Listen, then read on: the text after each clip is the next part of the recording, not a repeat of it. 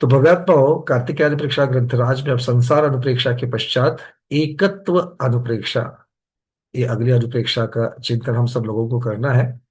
एकत्व का अर्थ होता है अकेला। संसार में ये जीव अकेला ही है।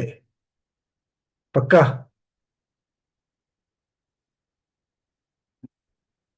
अगर घर के परिवार वाले आपको अकेला घर में छोड़ करके 2 दिन के लिए बाहर चले जाए तो कैसा लगेगा?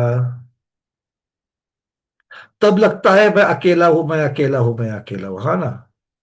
बट नहीं तो, मैं अकेला हूं क्या? मैं अकेला नहीं हूं। दिमाग में आता भी नहीं है मेरा ये है, मेरा वो है, मेरा वो है, मेरा वो है, मेरा वो है। ये कभी कभी हम लोग जो इसकी अनुभूति करते हैं, कैसे अनुभूति करते हैं? अगर मान लो किसी की अंत यात्रा में जाने का प्रसंग आ जाए, किसी की अंतिम क्रिया देखने का प्रसंग आ जाए, मुझे तो बहुत बार चिंतन आता है जब भी ऐसे प्रसंग में आंखों के सामने होते हैं। 4 लोगों के कंधे पर वो जीव, वो जो व्यक्ति है, वो स्मशान में भी एक एक ही जगह पर, मतलब एक ऐसी जगह होती है वहां तक ही जाते हैं, फिर वो साधु हो या फिर गृहस्थ हो।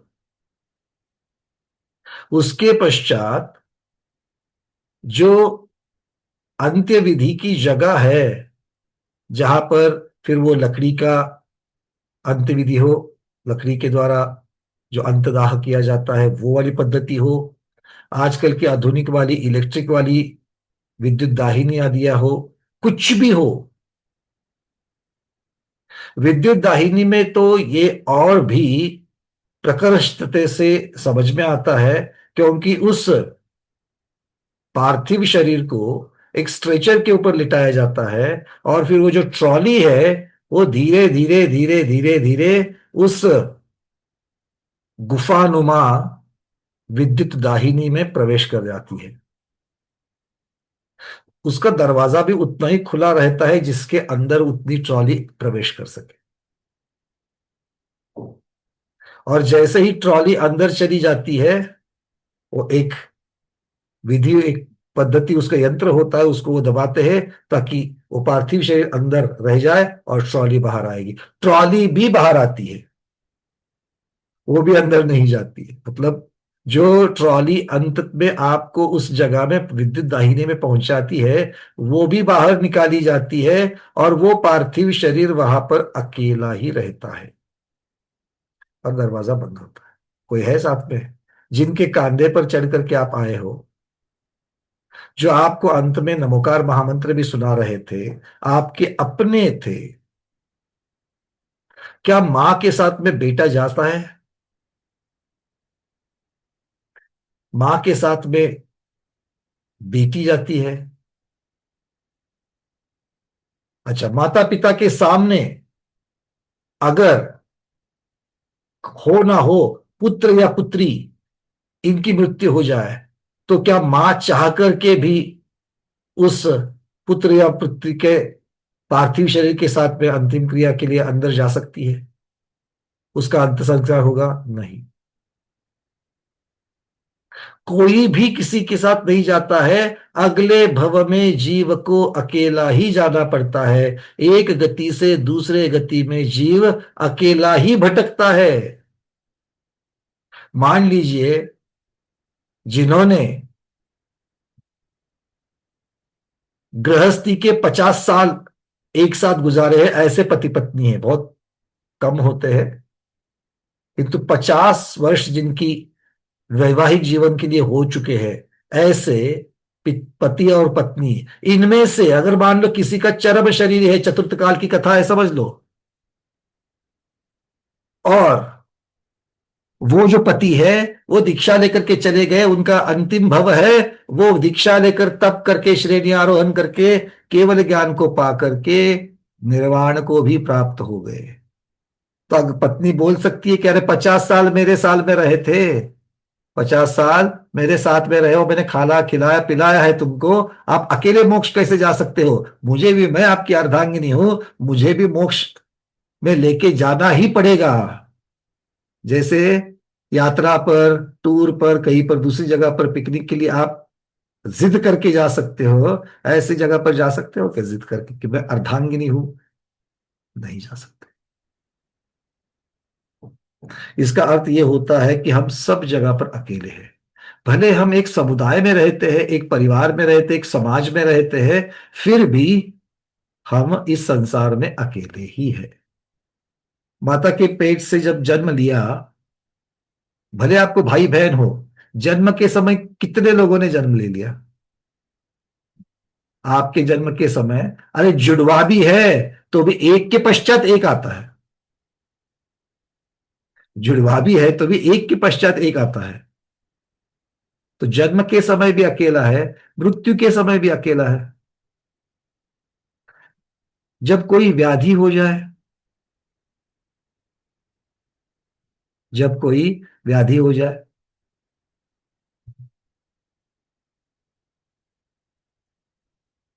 मुझे शुगर की बीमारी है, इसका अर्थ यह है कि मेरे भाई को भी होनी चाहिए, मेरे पत्नी को भी होनी चाहिए, जरूरी है? नहीं।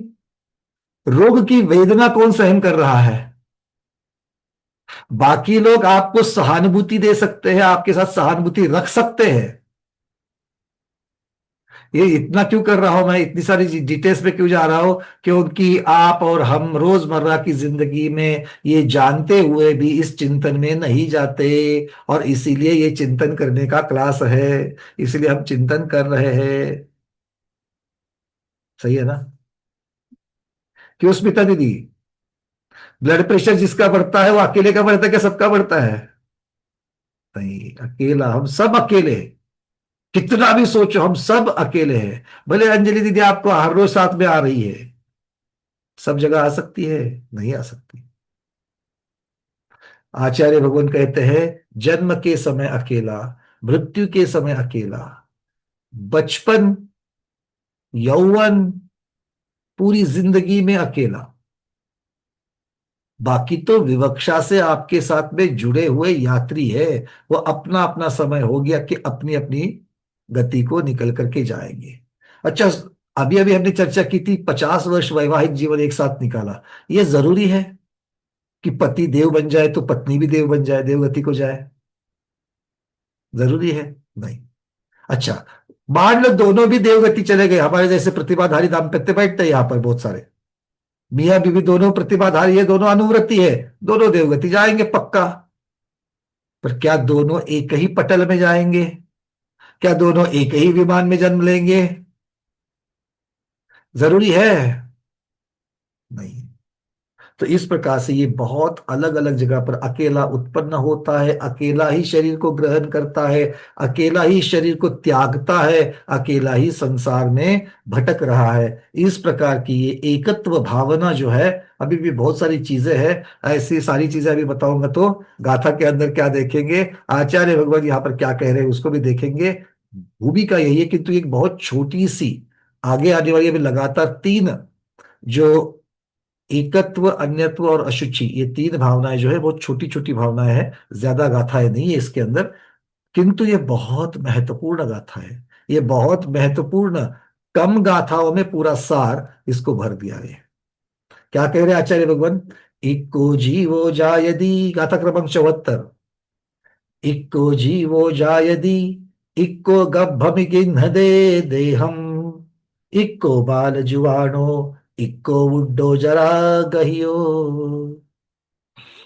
वो कह रहे हैं, जीवो जीव, इक्को, इक्को अर्थात एक ही, जायदी, जायदी का अर्थ क्या किया अब तक?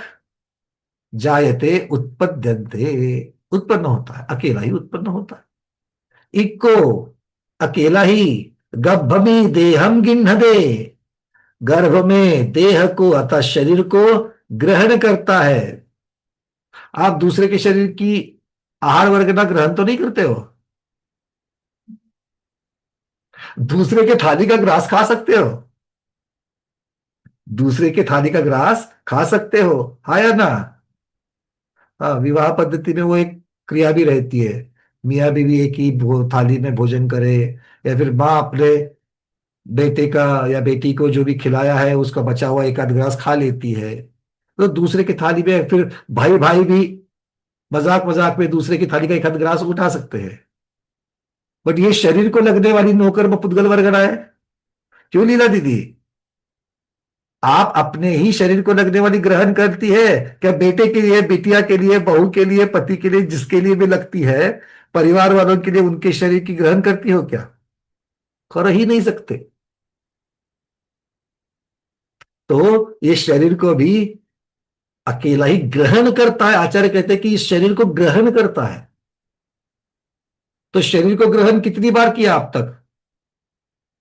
अब तक शरीर को कितनी बार ग्रहण किया है? अलग अलग शरीरों को तो अनंत बार ग्रहण कर दिया है। इस अभी जो आपके पास में शरीर है, बढ़िया है ना? अभी अभी जो शरीर है वो बढ़िया है कि नहीं है? आपके पास अभी शरीर है, लाडला लाडला, प्यारा प्यारा, उसको कितनी बार ग्रहण किया है? उसकी वरगड़ाओं को देखे तब जन्म से लेकर के अब तक तो ग्रहण ही कर रहे हैं,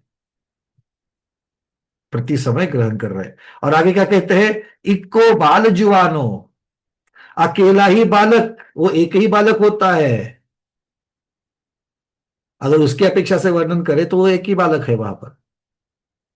फिर इक्को जरा गहियो बुढ़ो, अब बालक है तो जवान होगा, जवान होगा तो जरा को भी धारण करेगा, अर्थात बुढ़ापे को भी, वृद्धता को भी धारण करेगा। तो ये भी अकेला ही है, वही जीव है। तो जीव इन नाना पर्यायों को धारण करता है, किंतु वो अकेला ही इन चीजों को धारण करता है। अब चलते हैं आचार्य शुभचंद स्वामी क्या कहते हैं, देख लेते हैं।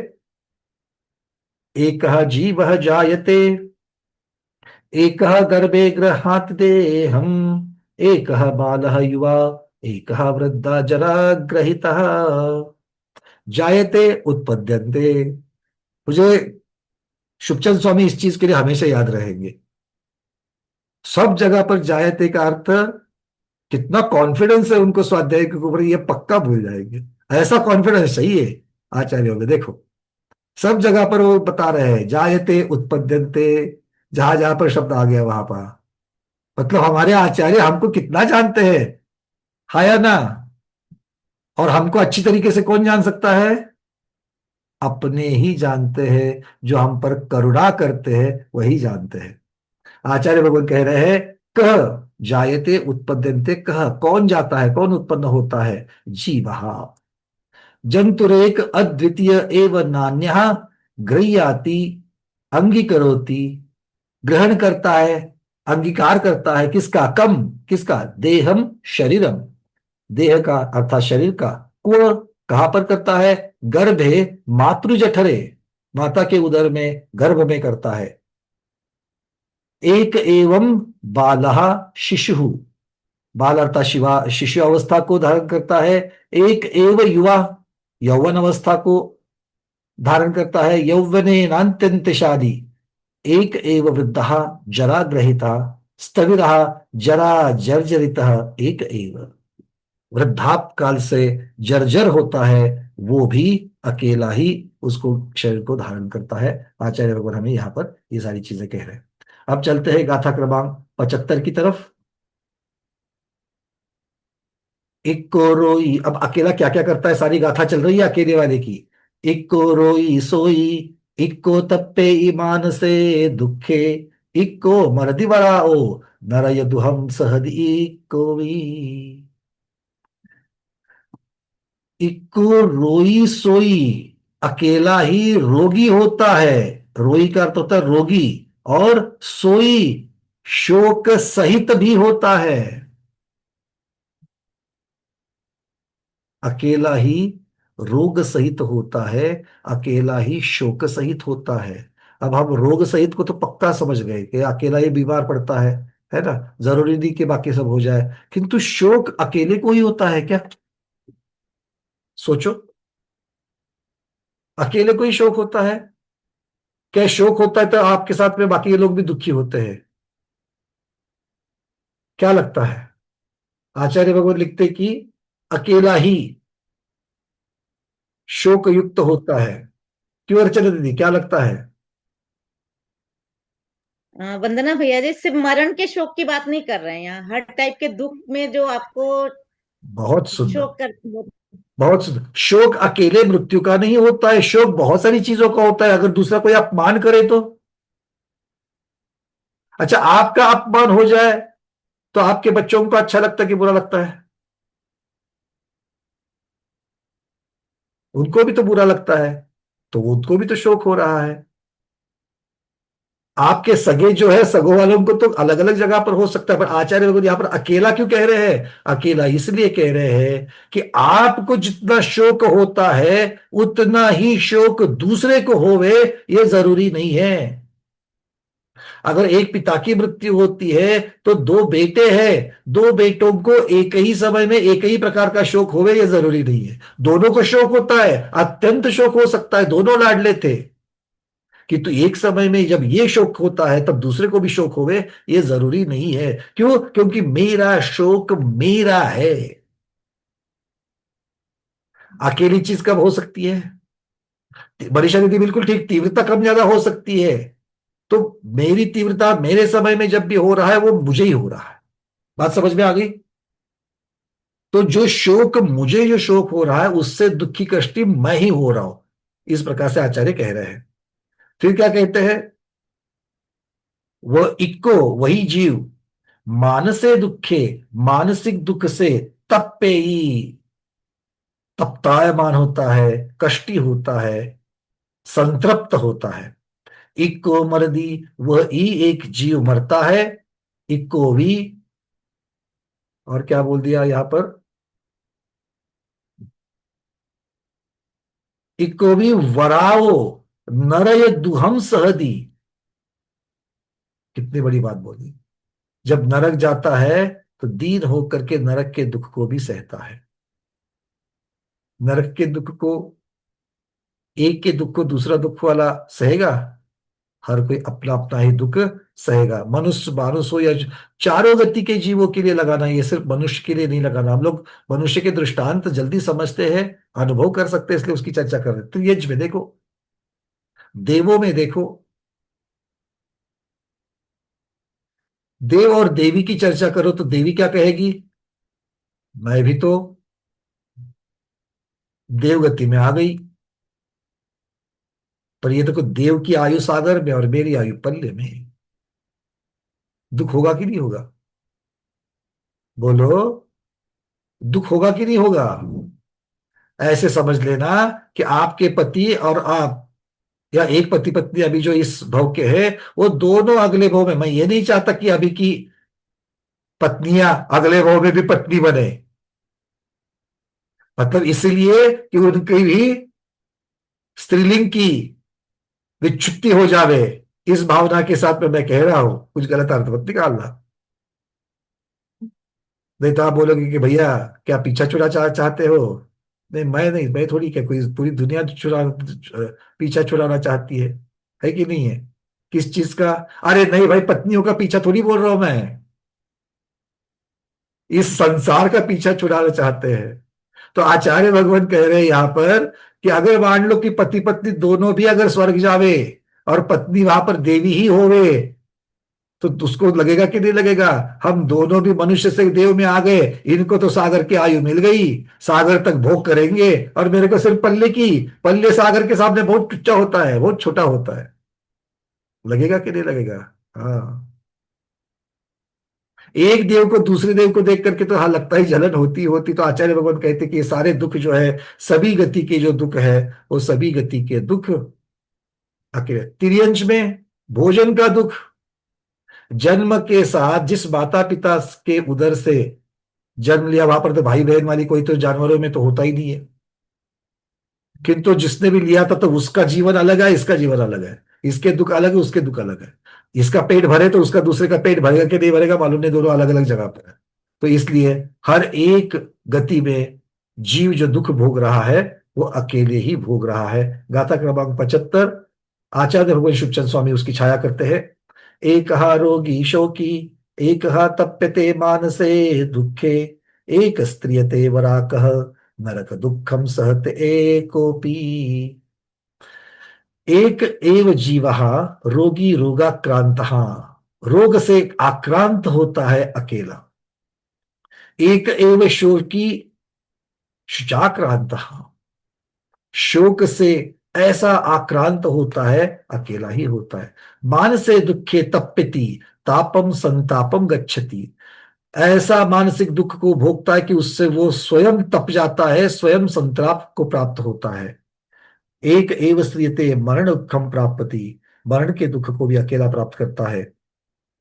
वराकह दीनः जीवा, दीन बन करके नरक दुखम, नरक का दुख कौन सा है, विश्लेषण कर रहे हैं आचार्य भगवान। नरक दुखम रत्न प्रभादि दुस्सह वेदना दुखम, अर्थात नरक दुखम, रत्न प्रभा आदि विविध पृथ्वियों में जो दुख को सहन करना पड़ता है, जो वेदना दुखम कह रहे हैं, उस वेदना को भी सहन करने वाला अकेला ही है, सहते क्षमते।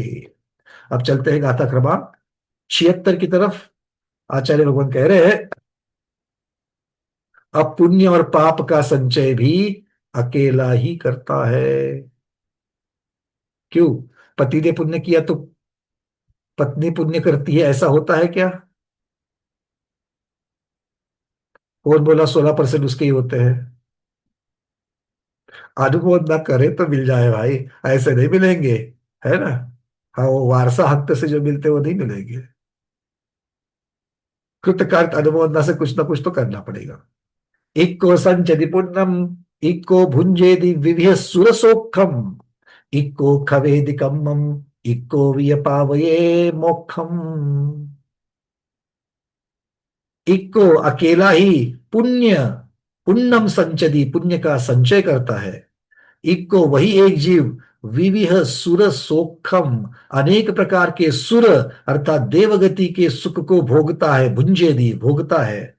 इक्को अकेला ही कम्मम खवेदी, जब कर्म का क्षय करने की बारी आएगी तब भी अकेला ही कर्म का क्षय करेगा। इक्को भी अकेला ही मोक्षम पावये, जब मोक्ष को पाएगा तब भी अकेला ही पाएगा। इसलिए संतृप्त मत होना। हम लोग संतृप्त हो जाते कैसे? हाँ, दीपा दीदी ने उत्तर दे दिया ना, बाकी के चार सब अच्छा उत्तर तो दे दिया भैया, हो गया, वो मोक्ष आएगी, है ना। आप जब चिंतन करेंगे, आप जब सामायिक करोगे, आप जब अनुप्रेक्षा भाओगे, तब आपको वैराग्य होगा। दूसरों के बहाने से होगा क्या? नहीं होगा, है कि नहीं है।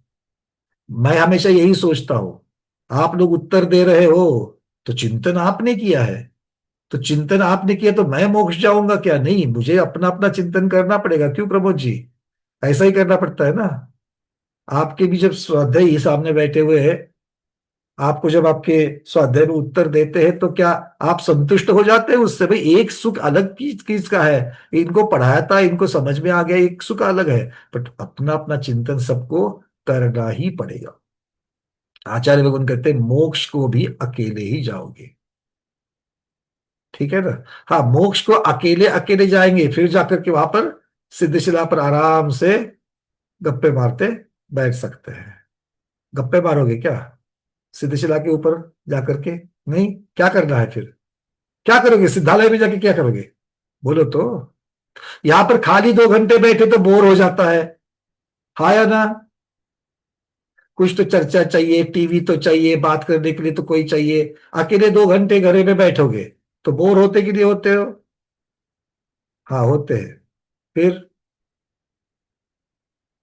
सिद्धालय में क्या करोगे?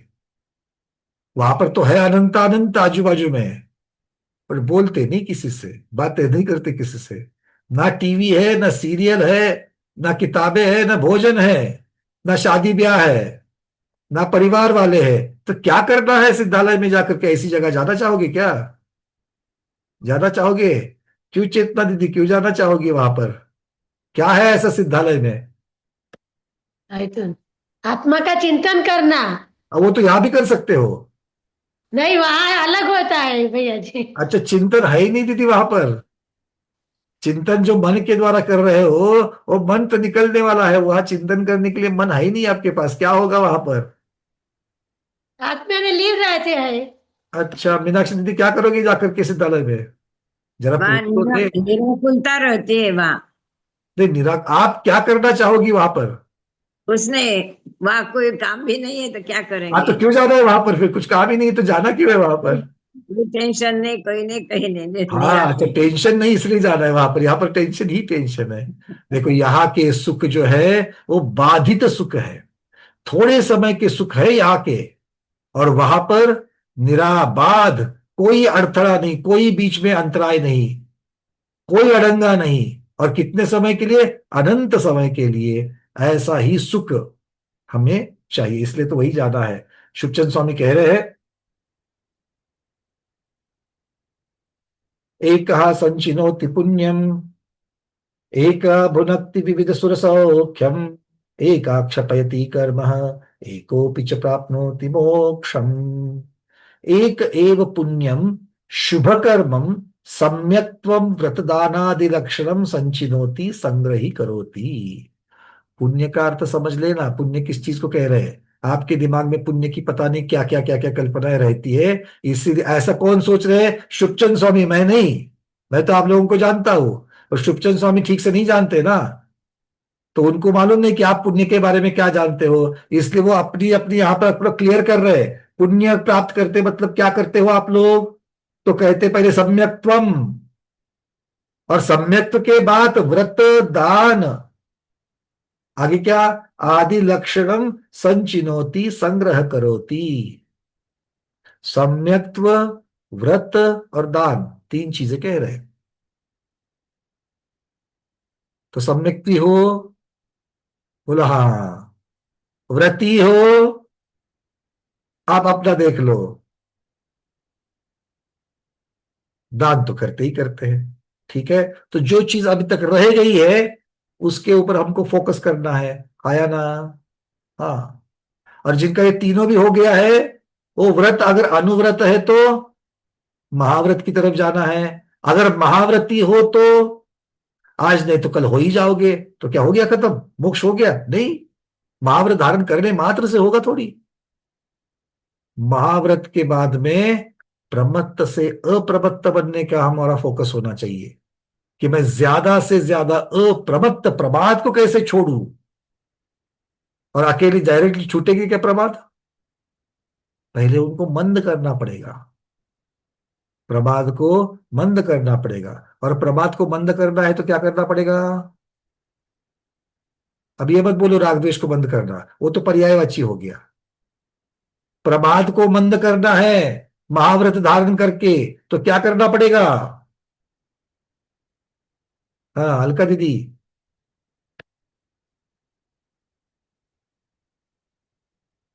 संजीवलन कषाय को मंद करना पड़ेगा। अरे वो ऐसे थोड़ी होने वाली है, आप प्रैक्टिकल तो बताओ। वो तो किताब में भी लिखा है कि विशुद्धि संजीवलन को को, बढ़ानी पड़ेगी। संजीवलन को मंद करोगे तो सातवें में जाओगे। विशुद्धि विशुद्धि को बढ़ाना पड़ेगा।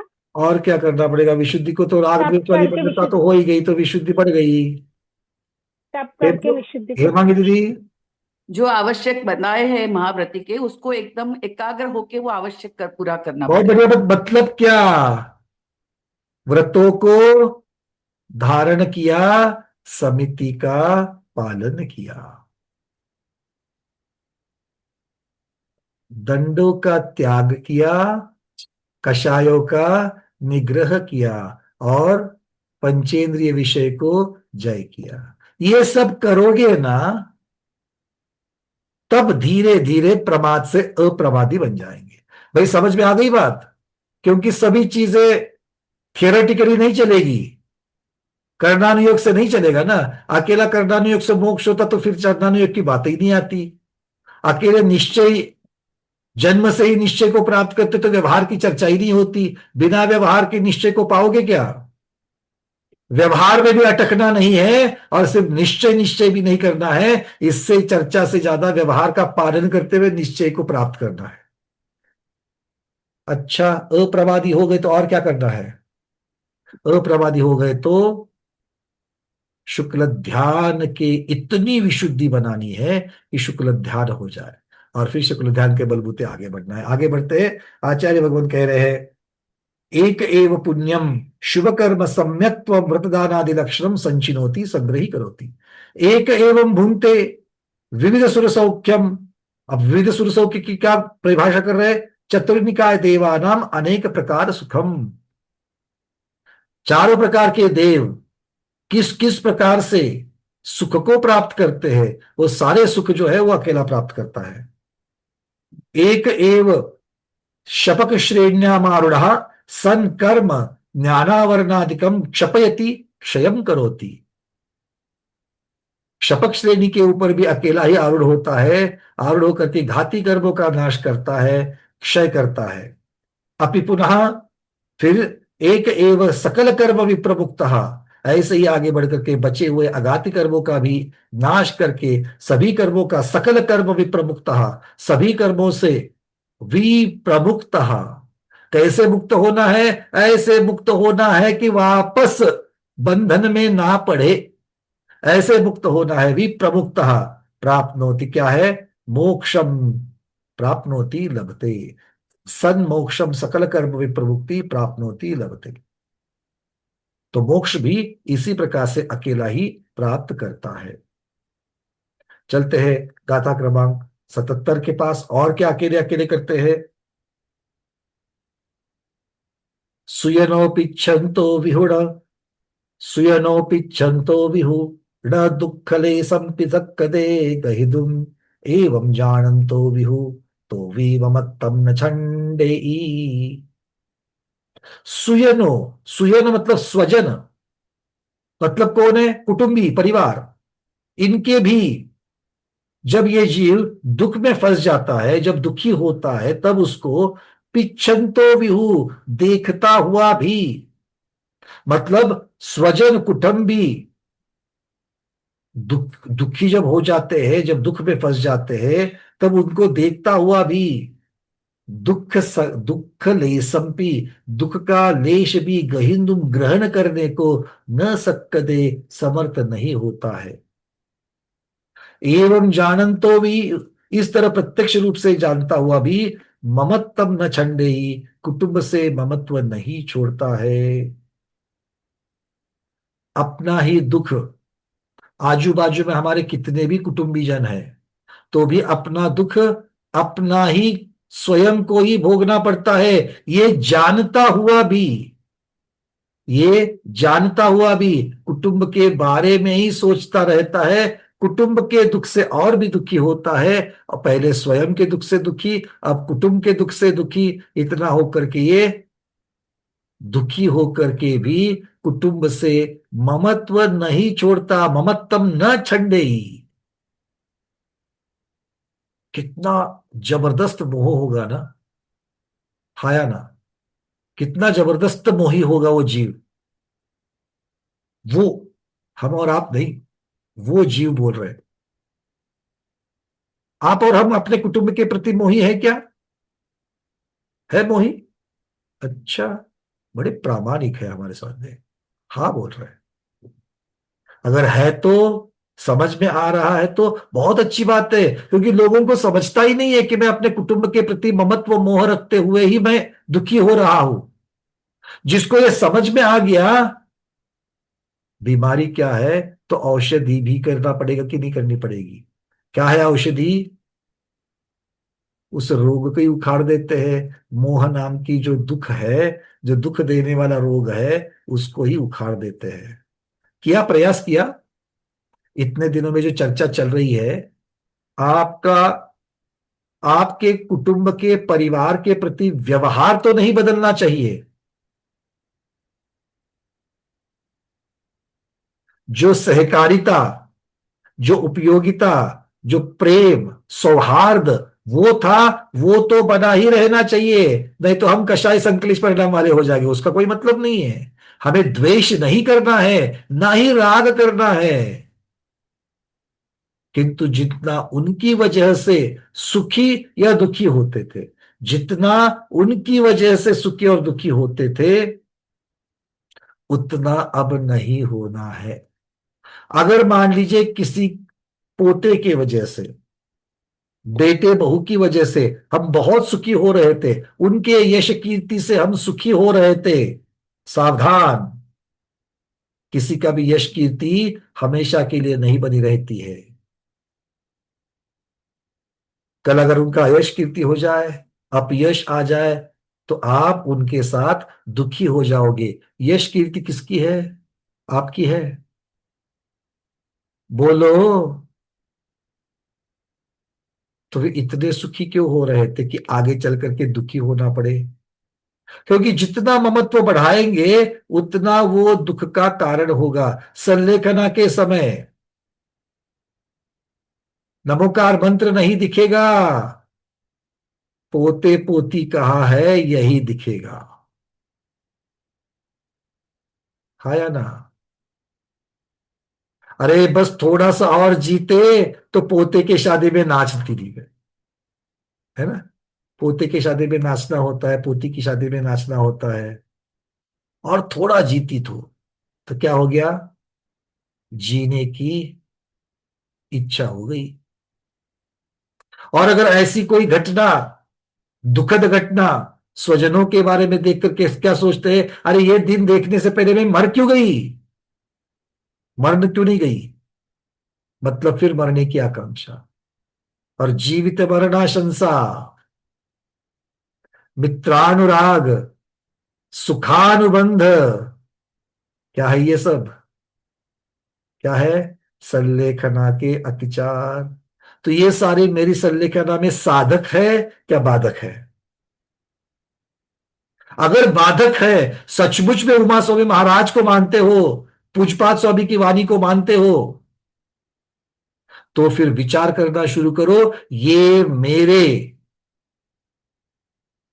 संलेखना में आने वाले अड़ंगे है, ये मेरे संलेखना में आने वाले अंतराय है, बाधाएं है। कौन? परिवार नहीं, परिवार के प्रति मेरा मोह। परिवार को छोड़ने की बात मत करो, हमें उनके प्रति राग द्वेष नहीं करना है, उनको दूर नहीं करना है।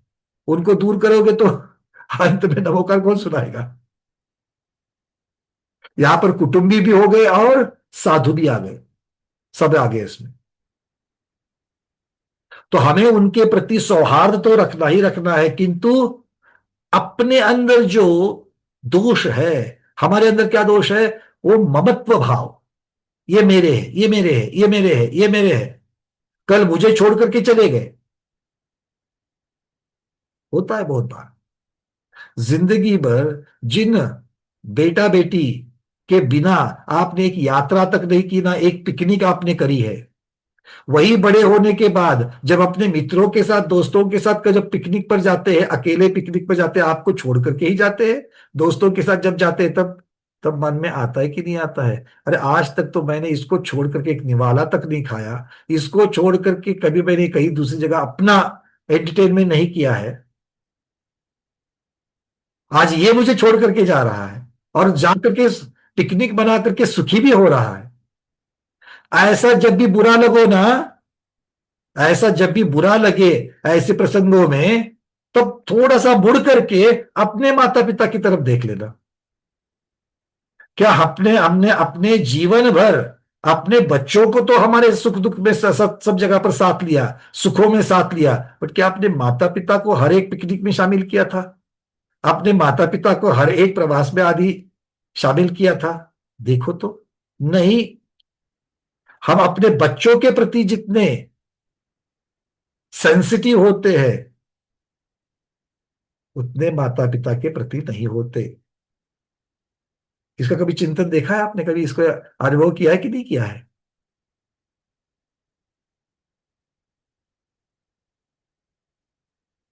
तो आचार्य भगवान यहां पर हमको कह रहे हैं, स्वजन कुटुंबी, जब ये जीव दुख में फंस जाता है, तब ये स्वजन कुटुंबी को भी जब देखता है कि इनकी वजह से तो मुझे दुख हो रहा है, इनके इस निमित्त से मुझे हो रहा है, तो भी उनके ऊपर वो कुटुंब से ममत्व करना नहीं छोड़ता है। गाथा क्रमांक 77 शुभचंद स्वामी क्या कहते हैं, देख लेते हैं।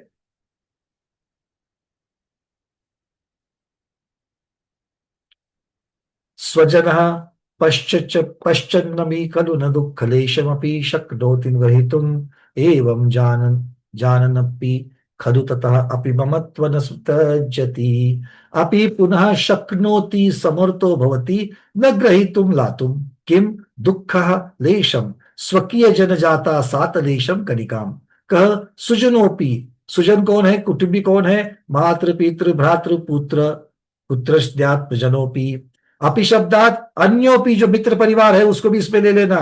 हुस्फुटम पश्चमपि प्रेक्षमाणोपि एवं जानम अपि हुस्फुटम तो भी तथापि ममत्वम न तज्जति। बस ये सब जानता हुआ भी उनके प्रति का ममत्व नहीं छोड़ता है। अब गाथा क्रमांक 78 देख लेते हैं। बस दो ही गाथाएं बची है, 78 और 89। इस अनुप्रेक्षा की देख लेते हैं क्या कहते हैं 78 नंबर की भाव इसमें।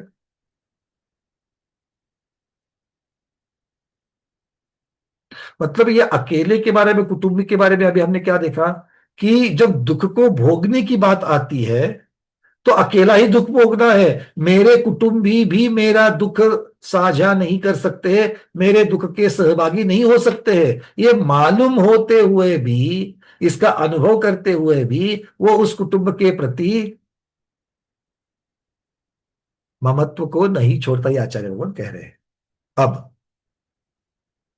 तो फिर मेरे सगे कौन है जिनके साथ मैं हर रोज रह रहा हूं? अगर वो मेरे सके संबंधी कुटुंबी नहीं है, मेरे उपकार करता नहीं है, सहकारी नहीं है, तो मेरा सहकार करने वाला, मेरा उपकार करने वाला, मेरा अपना कौन है? आचार्य भगवान कह रहे जीवस्य निश्चयादो धम्मो दह लखनो हवे सुयनो सोने देवलो ए सोचिय दुख खयम कुनई। क्या कह रहे हैं? दह लखनो धम्मो, दशलक्षण धर्म ही। रोंगटे खड़े होते। अब तक हम दशलक्षण को क्या जानते थे? उत्तम चीमा गहोरे भाई अर्घ्यम निर्वपामिति स्वाहा। प्रामाणिकता से बताना। दशलक्षण धर्म आता है, पर्यूषण आता है, 10 दिन हम लोग 10 दिन 10 पूजाएं करते हैं। पूरे वर्ष भर क्या हम वापस उत्तम क्षमा धर्म को धारण करने का एक बार तो सोचते हैं? उत्तम आर्ज उत्तम मार्दों को जो धारण करना है, क्या हम उसके बारे में सोचते हैं? अच्छा तो मानते हैं, किंतु अच्छा मानते हुए भी उसको हम आचरण में नहीं लाते। क्यों नहीं लाते? क्योंकि उसके बारे में सोचते ही नहीं, उसके बारे में चिंतन ही नहीं करते। अगर उसके बारे में चिंतन करते, हर रोज रोटी क्यों खाते हो? बोलो। हर रोज मिठाई खाते हो क्या? मिठाई तो हर रोज नहीं खाते। हर रोज रोटी खाते हो? हाँ, रोटी तो खाते हैं। क्यों? रोटी मेरे शरीर के लिए अच्छी है और हर रोज मिठाई बुरी है। तो अच्छा और बुरा समझते कि नहीं समझते हो? क्यों समझते हो? क्योंकि हर रोज उसके बारे में जानते हो, हर रोज उसके बारे में चिंतन करते हो। आज भोजन में क्या बनाना है? आज भोजन में क्या बनाना है? ब्रेकफास्ट में तो उपमा बना लिया था, पोहा बना लिया था, चलो ठीक है। भोजन के लिए पोहा या उपमा बनाते हो क्या? नहीं। वहां तो शाक भाजी है ना, सब्जी रोटी दाल चावल सारा, सलाद भी चाहिए, रायता भी चाहिए, सब कुछ चाहिए। क्यों ऐसा? क्यों? क्योंकि वहां पर चिंतन हर रोज जाता है, ये मेरे शरीर के लिए अच्छा है, ये शरीर के लिए पर्याप्त है। पोहा क्यों नहीं बनाया? पोहा पोहा क्यों नहीं बनाया भोजन के लिए? ब्रेकफास्ट में तो बनाया, भोजन में नहीं बनाया। क्यों नहीं बनाया? बोलो। अर्चना दीदी हैंड रेस करते हैं आप, बोलिए। भैया क्योंकि पोहा संपूर्ण पोषण पौष्टिक फूड नहीं होगा। संपूर्ण पोषण नहीं है, बहुत बढ़िया, बहुत सुंदर। तो संपूर्ण पोषण नहीं है, ये चिंतन करके ही तो, प्लस माइनस देख करके ही तो आपने निर्णय लिया कि नहीं लिया? ऐसा निर्णय रोजमर्रा की जिंदगी में दश धर्म आवश्यक है कि नहीं है? अभी तो हाँ बोल रहे हो, पर ऐसा चिंतन हर रोज, जैसे भोजन पकाते वक्त हर रोज चिंतन भोजन का और शरीर का चलता है, वैसे आत्मा को पोषक क्या है, संपूर्ण पोषण क्या है आत्मा के लिए, इसका चिंतन होता है क्या? नहीं होता है। एक भी नहीं बैठा यहां पर माइकलाल कि जो ऐसा चिंतन करता है, नहीं होता। फिर वो अनुवृत्ति प्रतिभाधारी जो भी है वो नहीं करता।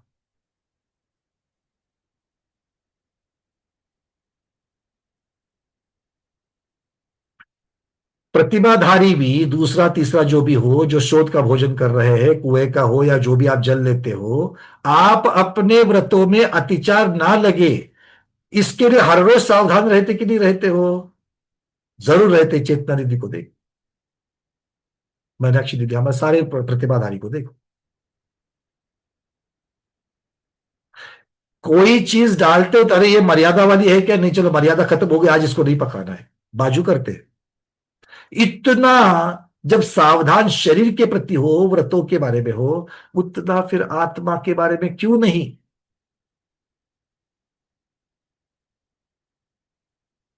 अच्छा, आज उत्तम क्षमा धारण कर लिया तो बाकी के 9 धर्म धारण करने की जरूरत है क्या? है? है? क्यों? क्योंकि अकेले उत्तम क्षमा से आत्मा का पोषण होता तो बाकी 9 बताने की जरूरत ही नहीं थी। हाँ या ना? जैसे दीदी ने कहा ना कि पोहा क्यों नहीं बनाया, संपूर्ण पोषण नहीं था, तो यहां पर 10 के 10 की चिंता करने की जरूरत है कि नहीं है? चिंता अर्थात चिंतन। क्लियर हो रहा है? अब तक तो नहीं किया, अभी तो करेंगे कि नहीं करेंगे? दश धर्म वाली गाथा पहले भी हो चुकी है, अब फिर से नए सिरे से आ रही है, क्योंकि आचार्य भगवान क्या कह रहे हैं? निश्चय से धर्म ही स्वजन है। ये क्या कह रहे हैं देखो, जीवस्य, इस जीव के सुयनो हितकारक स्वजन, निश्चय यादो, निश्चय से दह लक्षणो धम्मो।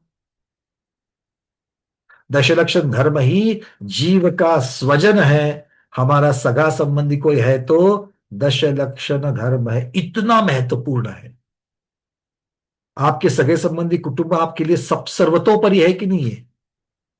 सर्वतोपरि आपके लिए कौन है? आपका कुटुंब, आपकी फैमिली। तो सच्ची फैमिली कौन है?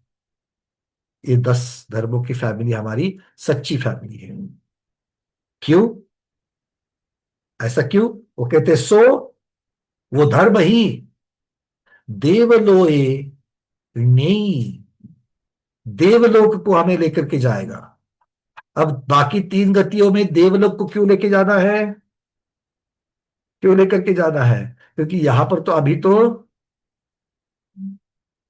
मोक्ष नहीं है, और देव गति से वही धर्म हमें मनुष्य गति में ला करके मोक्ष हमको क्या करेगा?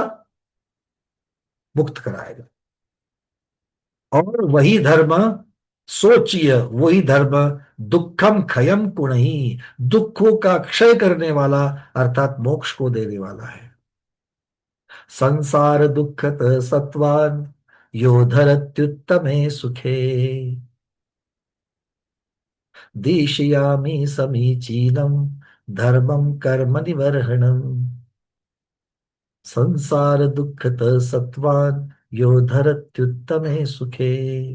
मैं ऐसे धर्म का प्रतिपादन करता हूं, रत्नाकर शावकाचार्य में संबंध पत्र महाराज कह रहे हैं, जो धर्म, धर्म का लक्षण क्या बता रहे हैं? जो कर्मों का नाश करे, कर्म का मतलब दुख का नाश करे, और संसार के हर एक दुखी प्राणी को उत्तम सुख की प्राप्ति कराए। पूछा, भगवान आप उस उत्तम धर्म की चर्चा कर रहे हो, क्या है उत्तम धर्म? क्या है?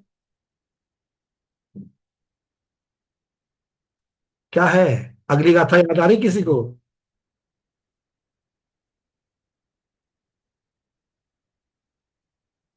देशयामि समीचीनम के बाद जहां पर सम्यक दर्शन, सम्यक ज्ञान, सम्यक चारित्र को ही आचार्य भगवान रत्नत्रय कह रहे हैं।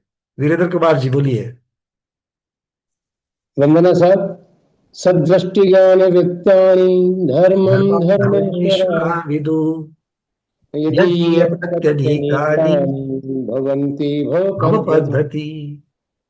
सदृष्टि ज्ञान वृत्तानि, सद शब्द सब जगह लगेगा, सम्यक दर्शन ज्ञान चारित्र जो है वो धर्मम धर्मेश्वरा विदु, ये धर्म यही तो है, या फिर रत्नत्रय कहो या तो दश धर्म कहो, सब मिलाकर के सार वही है। यही मेरा स्वजन है। आगे कहते हैं धर्म के सिवा कोई भी हितकारी नहीं, क्योंकि धर्म ही मुझे मोक्ष दिलाने वाला है। चलिए शुभचंद स्वामी क्या कहते हैं देख लेते हैं। जीवस्य निश्चयता धर्म दशलक्षण भवेत स्वजन सह नयति देवलोके स एवं दुखम क्षयं करोति। यहां पर आगे चूंकि यहां पर मोक्ष की चर्चा चलेगी, इसीलिए परंपरा से सुख स्वर्ग और फिर मोक्ष की प्राप्ति कराता ऐसे धर्म के बारे में यहां पर बात चल रही है। तो सिर्फ स्वर्ग सुख को देने वाला नहीं, तो परंपरा से मोक्ष का भी कारण है, ऐसा आचार्य भगवान कह रहे हैं। स्वजनः अर्थात आत्मीय जनः निश्चयतः अर्थात परमार्थतः भवेत् तस्य जीवस्य अर्थात आत्मनः क दशलक्षण उत्तम क्षमादि दशलक्षणिक धर्म सधर्मो जिनोक्त, जो जिनेन्द्र भगवान के द्वारा प्रतिपादित है। नयति प्रापयति देवलोके, इसके बिना प्रापयति न प्रापयति, उसके बिना नहीं मिलता है क्या? देवलोके सौधर्मादिनाक लोके। स्वर्गलोक किसका है? सौधर्मादि। देखो सौधर्म का नाम क्यों ले रहे हैं? ऐसे सम्यक दृष्टि जीव देवों की जहां पर चर्चा है, सम्यक दृष्टि देवों का जो निवास है, ऐसा स्वर्ग है। स एव दशलाक्षणिक धर्मा करोति विदधाति, उसी से मिलता है। और कम दुखम क्षयम चतुर्गति दुखानाम विनाशम, चारों गति के संसार के सब दुखों का भी वो नाश करने वाला है। इसीलिए मेरा सबसे ज्यादा उपकारी, मेरा कुटुंब, मेरा स्वजन कौन है? तो वो है धर्म, अर्थात दशलक्षण धर्म, ऐसे आचार्य भगवान यहां पर कह रहे हैं। और अब अंतिम गाथा इस एकत्व अनुप्रेक्षा की। आचार्य भगवान कहते हैं कि ये अकेला जीव जो है, ये जीव जीव जीव जो कह रहे हैं, वो अकेला जीव और शरीर, इनको भी भिन्न जानना चाहिए। यहां पर अकेला मतलब कौन अकेला है? ये शरीर अकेला है? अरे वो तो यहां छूट करके मट्टी बनना है। आगे अकेला कौन जाएगा? आगे कौन भटकेगा? मोक्ष को कौन जाएगा? तो जीव ही जाएगा। तो ये जीव की चर्चा है। आचार्य कहते हैं सौवायरे न जानह इक्कम जीवम शरीर दो भिन्नम जम ही दुगुण दे जीवो होदी असे समखणे हेयम। वो कह रहे इक्कम जीवम शरीर दो भिन्नम, अकेले जीव के लिए जब अकेला जीव अकेला जीव अकेला जीव कह रहे हैं पहले तक, तो अकेला जीव उसके लिए शरीर अलग है। शरीर से जुदा जीव जो नीचे बच गया, उस अकेले जीव की चर्चा चल रही है। ऐसा क्या है वो? सव्वायरेन जानह, सब प्रकार के प्रयत्न करके जानो। क्या जानना है? सभी प्रकार के यत्न करके क्या जानना है? कि देह से अलग जो जीव है उसकी चर्चा यहां पर चल रही है, वो अकेला है। जब भी दु जीवे मुनिदो, जब भी दु जीवे मुनिदो, जीव के जान लेने पर, मुनिदो मतलब छोड़ने पर, जब जीव के जान लेने पर या जीव जब जानता है, तब अशेषम खणे हेयम होदी, अवशेष बचे हुए जो है, अशेषम मतलब जो शेष बचता है वो क्या है? परद्रव्य हेय है, छोड़ने के योग्य है, त्यागने के योग्य है। अर्थात अकेले जीव को इस शरीर से भिन्न जानो। कैसे जानना है? अलग अलग तरीके से सोच सोच करके जानो,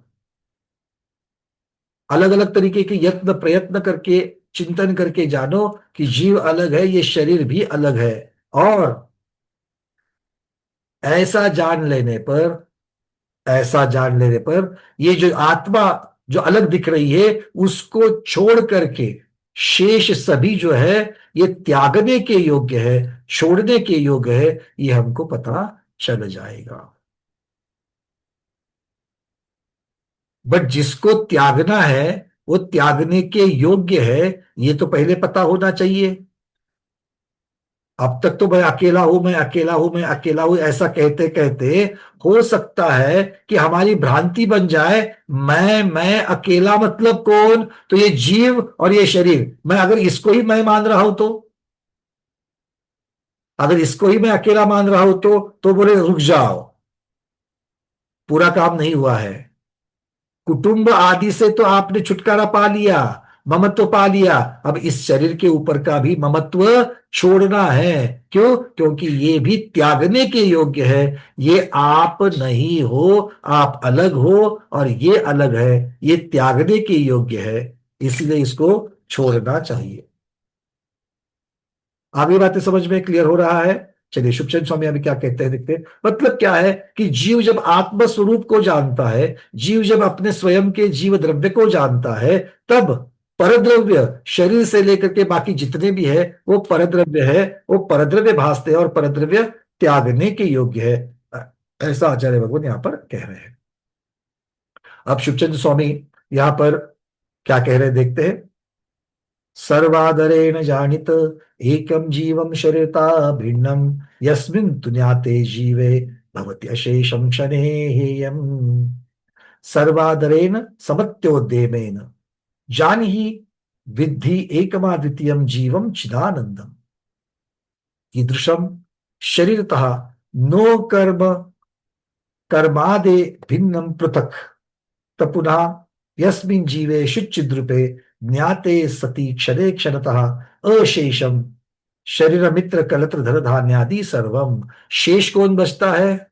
जीव को। जीव ने जब जान लिया कि मैं ये जीव हूं और बाकी सब पर है, शेष जितना भी बचा है, तो शेष में कौन बचा है? आचार्य कहते ये शरीर, मित्र, कलत्र अर्थात भार्या, धन धान्य आदि सर्व। हेयम, हेयम अर्थात त्याज्य योग्य है, छोड़ने योग्य है। भवति जायते। इस प्रकार से ये एकत्व भावना आचार्य भगवान ने यहां पर कुछ गाथाओं के द्वारा बताई। एकम श्री शुभचंद्रमिंद्र निकरे सेव्यम जिनम संभज एकम सन्मत कीर्तिदाय कमरम तत्वं स्मरमारय एकम जैनमतानुशास्त्र निकरम श्रव्यं कुरु प्रीतिये एकम ध्यानगतम विशुद्ध ममलम चिद्रूप भावम धर। इति श्री स्वामी कार्तिकेयानुप्रेक्षा स्त्री विद्या विद्याधर षड भाषा कवि चक्रवर्ती भट्टारक श्री शुभचंद्र देव विरचितम टीकायाम एकत्वानुप्रेक्षा चतुर्थोऽधिकारः। बोले कार्तिकेयानुप्रेक्षा ग्रंथराज की जय। स्वामी कुमार कार्तिकेय महामंदिराज की जय। आचार्य भगवंत श्री शुभचंद्र महाराज की जय। तो इस प्रकार से आचार्य भगवान हमें यहाँ पर बता रहे हैं। एकत्वानुप्रेक्षा यहाँ पर बहुत छोटी सी है, इसलिए एक क्लास में आज हो गई, किंतु आपके कुछ प्रश्न आ रहे तो उनको ले लेते हैं। अर्चना दीदी आपका प्रश्न, फिर वीरेंद्र कुमार जी, विजया ठोलिया दी और नीना दोषी दीदी, मीनाक्षी दीदी, सुनीता दीदी, दीपा दीदी, अलका दीदी, जल्दी जल्दी, क्योंकि आज हमें समय में ही पूरा भैया करना है। दो छोटे छोटे से प्रश्न है। एक ये भी लास्ट में जो अपन ने सबसे लास्ट में 3 लाइनें बोली एकादिमद, इसका थोड़ा सा अर्थ बता दीजिए। चलिए। इति श्री स्वामी कार्तिकेय कुमार प्रेक्षाया स्त्री विद्याधर षडभाषा, ये इस पूरा का पूरा जो है ये शुभचंद्र स्वामी के विशेषण है। अच्छा, त्रैविद्य 3 प्रकार की विद्या, 7 प्रकार की भाषा, कवि, चक्रवर्ती, भट्टारक, निग्रंथ भट्टारक, भट्टारक को तीर्थंकर को भी भट्टारक कहते हैं, निग्रंथ को भी भट्टारक कहते हैं, और अब भट्टारक शब्द के अर्थ अलग हो चुके हैं, उनकी विधि अलग हो चुकी है, तो समय के अनुसार बदलती है। तो ये इस प्रकार से ये सारे के सारे जो है ये शुभचंद्र स्वामी के विशेषण लगा दिए उन्होंने, स्तुति है, क्योंकि ये उनके प्रति हमारा सम्मान भाव है कि ऐसे शुभचंद्र स्वामी। किसने टीका लिखी, हमने किसका स्वाध्याय किया? तो शुभचंद्र स्वामी द्वारा रचित टीका का अध्याय स्वाध्याय किया। वो शुभचंद्र स्वामी कैसे है? तो कोई ऐसे वैसे नहीं है, षड भाषा के धारक, मतलब कितने अलग अलग भाषा में जो आगम आया था उसका पूरा वो सार लेने वाले हैं। जैसे चक्रवर्ती षटखंड को जीतते हैं, वो षट भाषा को जीते हैं, इसलिए भी चक्रवर्ती उनको कहा गया यहाँ पर। ठीक है, चलिए। जी भैया। हाँ, और एक चीज और भैया, हाँ, ये मोक्ष वाला जो आपने बताया कि मोक्ष में जाके करेंगे क्या, हाँ। जो वाला है उसको थोड़ा सा और मतलब जैसे नहीं कि देखिए, वहां जाके मुझे सिर्फ इस चिंतन को खोलना था, उस चिंतन को खोलना था। सिर्फ ये मत सोचो कि वहां करने जैसा कुछ नहीं, कृतकृत्य है, ये बात तो है, किंतु अगर हम किसी भी नई जगह पर क्यों जाना चाहते हैं? जब वो यहां से बेहतर हो तभी जाना चाहते हैं। हम किसी भी नई चीज को क्यों प्राप्त करना चाहते हैं? जो अभी मेरे पास है उससे कुछ चीज बेहतर है, तो अगर ऐसा चिंतन हम बेहतर वाला लाते हैं तो उसको जल्दी पकड़ पाते हैं, उसका हमें ज्यादा फायदा दिखता है, ज्यादा वो हमारे उपकारी दिखती है। तो इसीलिए अभी तो मैं सुखी हूं, कौन बोलता है मैं दुखी हूं? पूरा मैं थोड़ा सुखी भी हूं, किंतु अभी का जो सुख है और वहां का जो सुख है उनमें बहुत अंतर है। क्या अंतर है? तो अभी वाला सुख जो है वो बहुत सारी चीजों के ऊपर निर्भर है, उसके बीच में अड़ंगे आते हैं, और आया तो भी थोड़े समय के लिए मिलता है, ज्यादा देर के लिए नहीं मिलता है। वहां का सुख इस प्रकार का नहीं, एक भी अड़ंगा नहीं, और अनंत काल के लिए है, और उत्तम है। ये तीन वहां के विशेषण है। अभी हमारा सुख उत्तम नहीं है, निकृष्ट दर्जा का है, सांसारिक है, इंद्रिय जनित है। दूसरा, उसमें बाधा आती है, निराबाध नहीं है, वहां का निराबाध है। और यहाँ का थोड़े समय के लिए है, टेम्पररी है, वहां का अनंत समय के लिए है, परमानेंट परमानेंट है। आनंद। तो इसीलिए इसीलिए अभी मेरे पास अगर जिस प्रकार की गाड़ी है, उससे भी बेहतर वाली मैं क्यों चाहता हूं, क्योंकि उसमें मुझे बेहतरता नजर आती है, इसलिए। तो इस और तरीके से वहां जाके जन्म मरण के दुख से भी वो जो है, वो जो सब आ सबसे गए, बड़ा दुख है वो भी। सब आ गए उसमें, क्योंकि आपने एक बार ये तीन विशेषण लगा दिए तो सारी की सारी चिंताएं सुख की उसमें आ गई। जी ठीक है, भैया जी। चलिए ठीक, विजय थोड़ी वंदना भैया। जी, सादर वंदना भाई साहब, सादर प्रणाम।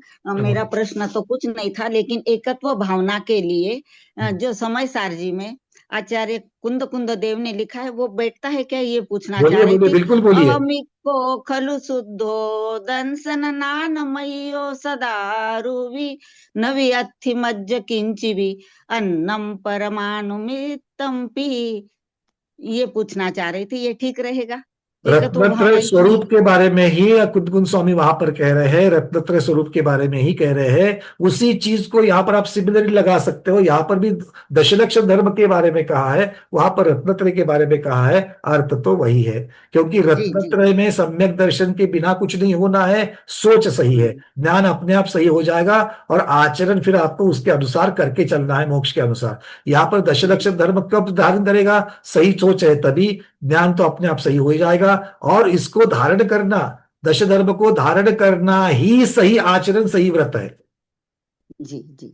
और जो आपने कहा कि शरीर को भी भिन्न मानना चाहिए, तो वहाँ आचार्य अमृतचंद्र देव ने कलश भी लिखा है ना, बिल्कुल। भेद विज्ञानतः सिद्धा सिद्धा ये किल केचन अस्यैवा भावतो बद्धा बद्धा ये किल केचन।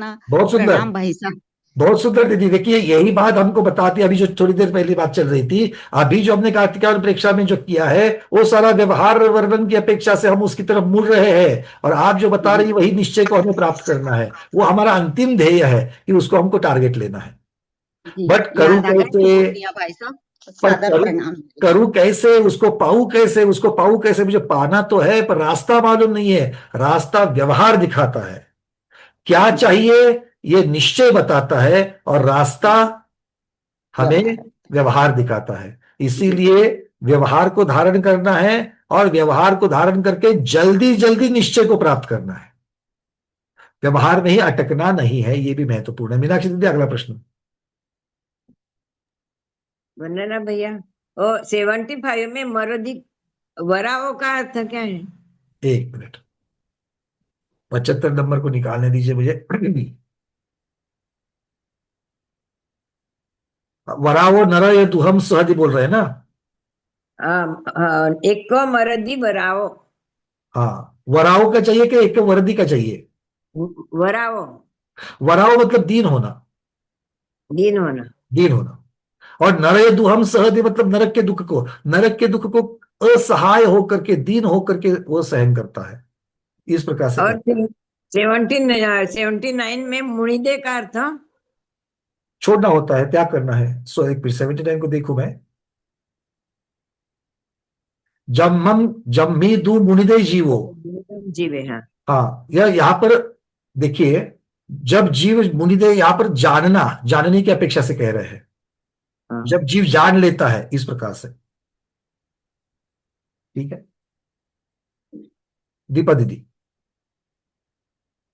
मेरा प्रश्न नहीं है, मगर हमारी यहाँ पद्धति है, लिंगायत लोगों में मरने के बाद जब वो लेके जाते हैं उस पर, तो वो ना बोलते हैं राम नाम सत्य है, राम नाम सत्य है। तो जा रहे थे सब जन, हाँ राम नाम सत्य है बोल के जा रहे थे। उधर एक आदमी सयाना था, वो बोला अरे वो लाश क्यों नहीं बोल रहे, तुम्हारे वास्ते है वो राम नाम सत्य है, वो तो अकेला निकल गया दुख भोगते भोगते, तुम जागो, अब तुम जागो, इसके वास्ते हमारी दृष्टि बहुत बहुत सुंदर, हमारी दृष्टि वहां पर भी बाहर की तरफ रहती है, अपनी तरफ रहती नहीं है। चला वो गया है, हम इस बस्ती में जाते रहते कि हम कभी नहीं जाने वाले हैं। पहुंचाने तुम्हारे वाले लिए जो रहते हैं वो इस मस्ती में चलते रहते हैं कि हम कभी जाने वाले ही नहीं है, इस प्रकार से। और फिर तुम सबको अगर किसी को वैरागी भी हो जाता है, वैरागी मतलब क्या है, थोड़ा सा एक संवेग भावना वहां पर निर्माण होती कि अरे जाना पड़ेगा जाना पड़ेगा जाना पड़ेगा। आचार्य बोलते वहां पर हाथ पांव धोते हैं और फिर घर आकर के नहाते हैं। नहाने से जब जो सर से जब पानी नीचे निकल जाता है, वो पानी के साथ वैराग्य भी बह जाता है। इसलिए उसको श्मशान वैराग्य कहा है। एक दिन का वैराग्य, श्मशान वैराग्य। वो चलिए, हमको बोध है, रहने वाले के लिए बोध है, वो मरने वाले की बोध नहीं है। तो ये रह, समझे तो सही ना, ये समझेंगे, ये चिंतन जाएगा तभी तो। और दूसरी महत्वपूर्ण बात, ये किसी को पहुंचाते वक्त ही सोचने वाली बात थोड़ी है, ये तो घर में रहते हुए भी हम लोग जरूर सोच सकते हैं और सोचना ही चाहिए। चलिए, ठीक है, चलिए आज इतना ही रखते हैं। और किसी के प्रश्न है? बहुत सारे हाथ ऊपर तो आए थे। नीना दीदी। हाँ भैया वंदना। हाँ बोलिए। हाँ, मैं एकत्व भावना के ऊपर मैंने एक छोटी सी एक 4 मिनट या 5 मिनट की है एकांकिका है। हम आपसे बोलना चाहते हैं, क्या आप हमें परमिशन देंगे? सिर्फ 5 मिनट की, 2 मिनट की, 3 मिनट की है, हाँ, दो तीन ज्यादा मिनट की नहीं है। होगी तो अभी हमारे पास 2-3 मिनट है, जल्दी से कर लीजिए, चलिए। हाँ हाँ। एक सबको सादर जय जिनेन्द्र। एक महिला रहती है, बहुत खुश रहती है, और वो कहती है कि मेरे घर में सब मुझे ऐसे हाथ में झेलते हैं, और उसे बहुत खुशी रहती कि उसे सब पूछते हैं। एक दिन वो चक्कर आकर गिर जाती है, तो उसके पतिदेव और सब फैमिली डर जाते हैं, डॉक्टर के पास लेके जाते हैं। फिर डॉक्टर बोलते हैं, बहन जी थोड़ी गंभीर स्थिति है, आपकी किडनी फेल हो चुकी है, अगर आपको एक किडनी मिल गई तो आप बच सकती है। फिर वो कहती है, हाँ हाँ क्यों नहीं, मेरे फैमिली के सब लोग मुझ पे जान निछोड़ते हैं, कोई भी मुझे हंस हंस के देगा। और फिर वो अपने पति की तरफ देखती है, लेकिन वो थोड़ा सा मुरझाए रहते हैं, तो वो मन में सोचती है ठीक है, उनको टेंशन आया होगा। फिर वो चली जाती है, फिर कहती है मैं घर में जाके सबको बोल दूंगी, और फिर झट से सब मान जाएंगे। और वो घर आती है, और घर आके फिर सब फैमिली मेंबर उसको पूछते, क्या हुआ दीदी, क्या हुआ? तो वो कहती है, मेरी किडनी फेल हो चुकी है, आप में से कोई मुझे एक किडनी दे सकता है, तभी मैं बच सकती हूँ, और मैंने डॉक्टर को बोल दिया, आप सभी मुझ पर जान नहीं छोड़ते। तभी पति बोलता है, देखो तुमको बुरा लगेगा भाग्यवान, लेकिन अभी तो मैं जवान हूँ, और तुम्हारे जाने के बाद मैं दूसरी शादी कर सकता हूँ। फिर उसे बहुत दुख होता है। फिर वो अपनी बेटी की तरफ देखती है, बेटी बोलती है, माँ कैसी हो तुम? माँ तुम तो सारी जिंदगी जी चुकी, अभी तो मेरे कॉलेज के जाने के दिन है, अब मैं नहीं तुमको दूंगी। फिर वो बेटी की तरफ देखती है, तो बहू आगे आती है, बहू कहती है, आ हा हा कैसे हो सास तुम, अरे तुमने तो सब जी लिया, अभी तो हमारी फैमिली स्टार्ट हो चुकी है, अभी तो हमारी जिंदगी शुरू हो चुकी है, और तुम कहती हो हमें किडनी दे दो। फिर उसे समझ में आता है कि कोई नहीं है मेरा, इस संसार में कोई नहीं है मेरा। और फिर वो उसके आंखों से आंसू आ जाते हैं, और फिर उसे इतना पश्चाताप होता है, हाय सारी जिंदगी मैंने इनके लिए गवा दी, कभी धर्म नहीं किया, कभी स्वाध्याय नहीं किया, कुछ भी नहीं किया। फिर वो कहती है, मेरा जीवन पूरा कागज कोरा ही रह गया। फिर उसे समझ में आता है कि मेरा कोई नहीं है, मैं अकेली आई थी और अकेली ही जाऊंगी। फिर वो निर्धार करती है कि अब मैं खरे सच्चे देव शास्त्र गुरु के शरण में जाऊंगी और अपने आत्मा का कल्याण करूंगी। और यही एकत्व भावना की सीख है। हमने ये नाटक लिखा था, इसलिए हम आपको सबको सुनाना चाहते थे, कुछ गलत हो गया हो तो क्षमा। बहुत सुंदर दीदी, इतना सुंदर आप पाठशाला चलाती है और बच्चों के ऊपर इसी प्रकार के संस्कार करते रहिएगा, बहुत बहुत अनुमोदना है। और आपने जो स्वाध्यायी है उनके चेहरे में देख रहा था, बहुत खिलखिला करके सब लोग उसको एंजॉय भी कर रहे थे। और ऐसे ही जो हल्के फुल्के आजू बाजू में होने वाले जो सारे प्रसंग होते हैं, उन्हीं से तो हमारा चिंतन बढ़ता है। बस चिंतन करने की आवश्यकता है, चिंतन हमारे सामने ही, चिंतन का विषय हमारे सामने ही उपस्थित रहता है। आज इतना ही रखते हैं। सुजाता दीदी आप मुझे व्हाट्सएप भेज दीजिएगा, क्योंकि आज थोड़ा सा हमें जल्दी है। जल्दी से बोलना, आप लोग बाद में हाथ ऊपर करते हो, फिर मुझे छोड़ भी नहीं सकता मैं, बोलिए। मैंने प्रतिष्ठापन क्रिया करती हूँ। अच्छा, उसके लिए है, बहुत बढ़िया, अच्छा शुरू करिए जल्दी से। आज इतना ही रखते हैं। आज के स्वाध्याय को गुरुओं के श्री चरणों में बारंबार नमोस्तु वंदनामि इच्छा कर करते हुए यहीं पर समापन करते हैं। जैनम जयतु शासनम, जैनम जयतु शासनम, जैनम जयतु शासनम।